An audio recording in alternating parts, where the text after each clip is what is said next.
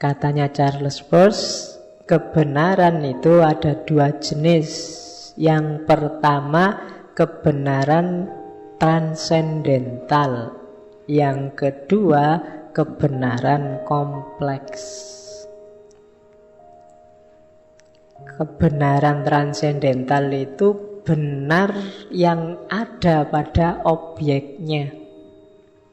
Orang menyebutnya kebenaran objektif, tidak tergantung pada subjeknya.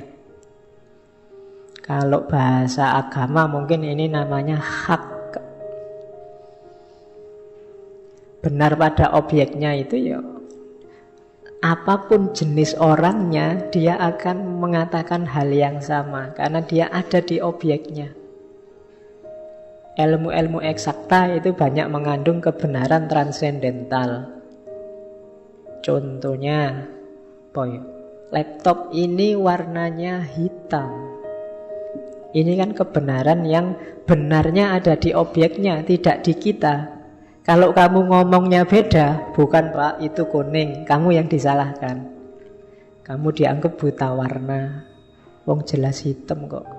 Kamu tanya ke orang Yahudi, kamu tanya ke orang Syiah, Salafi, Wahabi, garis keras, garis lurus, garis bengkok, tetap dia akan bilang laptop ini warnanya hitam. Kebenarannya sifatnya objektif, namanya kebenaran transendental. Jadi kalau ada yang tanya, apa ada kebenaran objektif? Ada. Kebenaran transendental ada di objeknya. Meskipun nanti ada juga kebenaran yang tidak ada di objeknya. Bahwa tanggal 2 Desember kemarin ada jutaan umat Islam yang demo di Jakarta, faktanya memang begitu. Ini kebenaran transendental. Mau nggak mau, wong gambarnya jelas kok. Kelihatan ada jutaan orang Islam yang di sana. Itu kan fakta, tidak bisa dipungkiri. Tapi apakah di sana itu bela Islam apa bela yang lain? Nah, ini baru masuk ke dimensi kebenaran kompleks. Jadi bedakan kebenaran transendental sama kebenaran kompleks. Kompleks truth sama transendental truth. Ini dua hal yang berbeda. Jadi katanya Charles Peirce, ya bedakan itu. Kalau kebenaran kompleks, dia ada dua. Yang pertama ada kebenaran etis, yang kedua ada kebenaran logis. Ini sama-sama ada di manusia kalau ini. Tidak lagi di objeknya.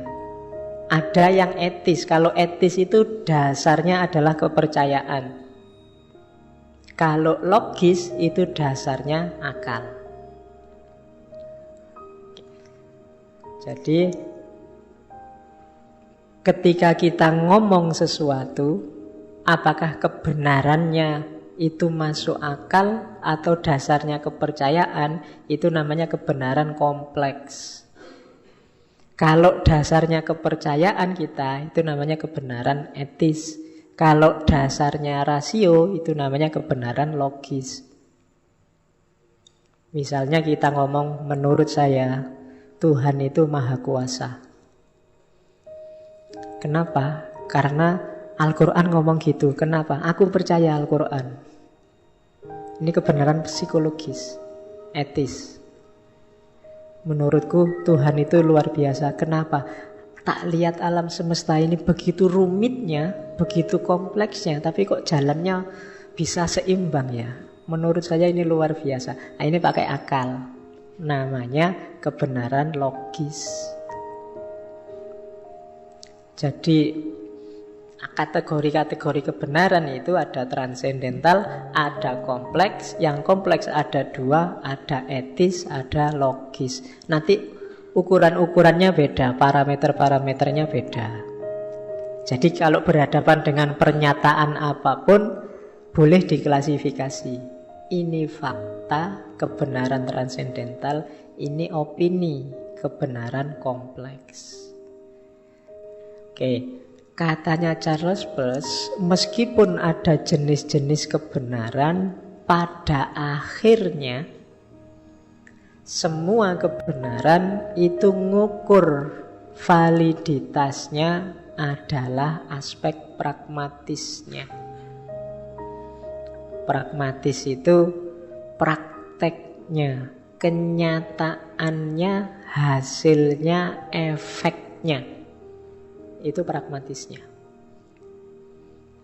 Jadi dia dilihat konsekuensi praktisnya. Konsekuensi praktis itu tadi tujuannya apa, hasil enggak. Itu nanti sehingga dia disebut pragmatisme. Apakah itu kebenaran transendental, apakah itu kebenaran etis, apakah itu kebenaran logis, monggo saja, enggak masalah. Yang penting efeknya. Oke, apakah bela Islam, apakah demo makar, apakah namanya macam-macam, monggo saja. Tapi dampaknya apa itu? Efeknya apa? Kalau efeknya baik berarti baik, kalau efeknya jelek berarti jelek. Itulah pragmatisme. Kalau gara-gara 212 itu kita tambah rukun sesama umat Islam, secara pragmatis itu baik. Alhamdulillah gara-gara kemarin kita sekarang semakin rukun, semakin saling mengenal, semakin kompak. Tapi kalau sebaliknya, kita semakin gegeran, semakin pinter gerenengan, semakin itu berarti secara pragmatis itu jelek. Itu Charles Peirce. Apa-apa dihitung hasilnya. Ngaji ini bagus apa jelek? Nggak dilihat, oh ini sesuai Al-Quran Pak, kebenaran etis. Ini menurut saya masuk akal Pak, mahasiswa kan wawasannya luas, kebenaran rasional. Nggak penting itu katanya Peirce. Terserah dalilmu apa, tapi efeknya bagus nggak? Kalau gara-gara ngaji ini kamu tambah ngeyelan, tambah cerewet, tambah bikin orang mangkel, karena kalau ngomong ra iso dikalah ke, berarti ngaji filsafat dampaknya jelek, secara pragmatis jelek. Tapi kalau dengan ngaji ini kamu semakin wise, semakin kalau diajak ngomong ngalang-ngalai wali. Berarti apik, lumayan lah, enggak apa-apa. Paling enggak kamu iso gaya kayak orang-orang bijaksana. Itu pragmatis namanya. Jadi ngukurnya tidak dari barangnya, tapi dari efeknya. Filsafat inilah nanti yang namanya pragmatisme. Jadi tidak proses yang dilihat tapi hasil.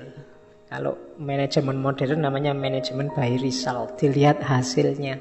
Jalannya apa aja boleh lah, yang penting hasilnya apik.